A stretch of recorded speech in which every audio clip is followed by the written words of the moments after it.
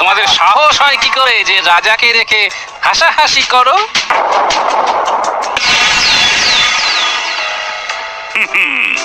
এইবার একটা সুযোগ পেয়েছি। এবারে একেবারে সবাই। ব্যাপার কি মহারাজ, আজও যেন আপনি উত্তেজনায় ছটফট করছেন? না না না না, তেমন কিছু নয়, সবটাই তোমাদের নিয়েই।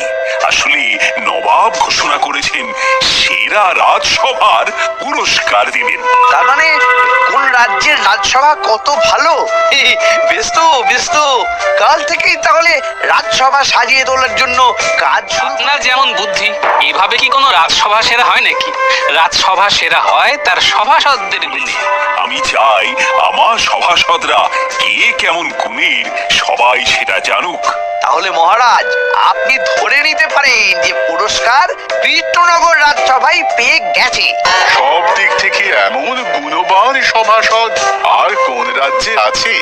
বিদ্যায় বুদ্ধিতে রূপে গুণে আমরাই সর্বশ্রেষ্ঠ, যথেষ্ট যত আমরা যে সব সেরা সেরা সেটা বুঝি কেউ জানে না।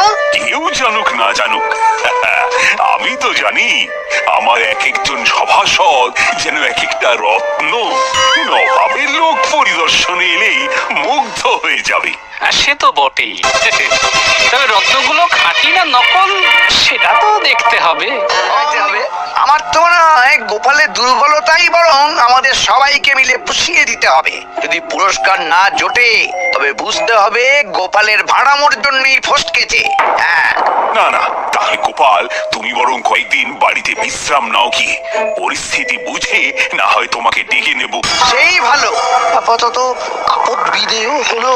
আমি যাব।